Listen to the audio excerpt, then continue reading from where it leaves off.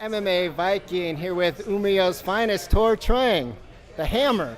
Yes. Welcome to Stockholm. Thank you very much. How much time do you plan on being here before your fight? Until my fight, I'm going to be here pretty much every week. I'm going to go back and forth, but pretty much here on the weeks and go back on the weekends. Do you try to squeeze in some work on the weekends, or are you just free this whole time? Right now, I'm just free till the fight, so I'm not working right now, but I'm going to start working after my fight.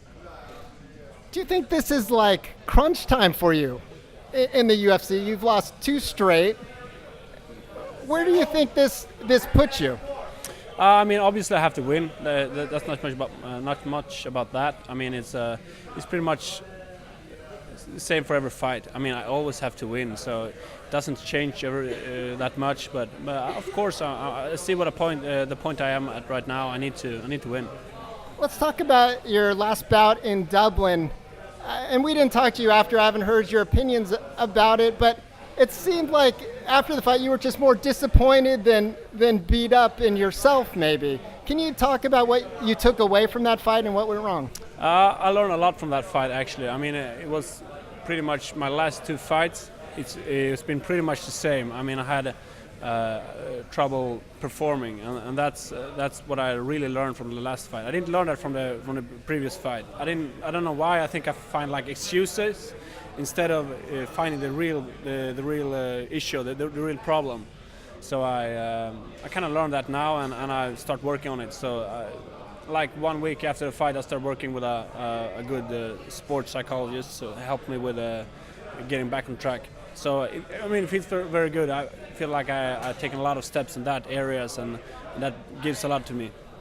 So did you feel like mentally you just couldn't pull the trigger in your last fight, or I don't know if it was your game plan? It seemed really interesting that you were going against a wrestler and you actually got the first takedown, and then it seemed to be turned into a more of a wrestling, grappling match.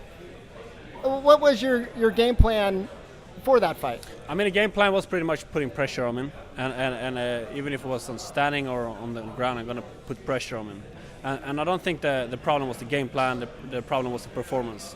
So I mean, I think we had the right game plan, and I think we had it all figured out, but I couldn't really perform as I should be and as I know I can do.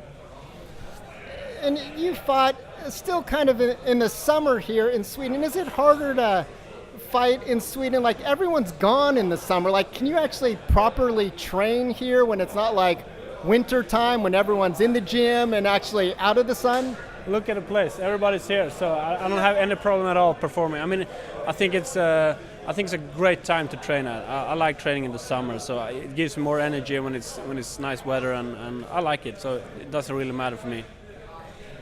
Going into this card, you have 3 other teammates, and I mean 4 or 5 that maybe you've trained with before. Is it kind of fun to go in with a crew, and I mean almost like a old wrestling tournament or something where the whole team comes in? Yeah, I mean pretty much. I mean, a lot of Swedes are on the card, and you see how far the Swedish MMA have come, and I mean it's great to see how good athletes we have here.